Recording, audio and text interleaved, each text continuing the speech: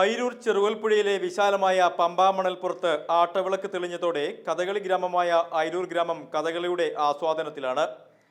പമ്പാ മണൽപ്പുറത്ത് പ്രത്യേകം തയ്യാറാക്കിയ കഥകളി പന്തലിൽ ചലച്ചിത്ര സംവിധായകൻ ലെനിൻ രാജേന്ദ്രൻ കളിവിളക്ക് തെളിയിച്ചതോടെയാണ് 7 നാൾ നീണ്ടു നിൽക്കുന്ന കഥകളി മേളയ്ക്ക് തുടക്കമായത്. പമ്പയുടെ മണൽപ്പുറത്ത് ഇനിയുള്ള 7 രാപ്പകലുകൾ കഥകളുടെ മുദ്രകൾ കൊണ്ടും പദചലനങ്ങൾ കൊണ്ടും താളമേള ലയങ്ങൾ കൊണ്ടും മുഖരിതമാകും.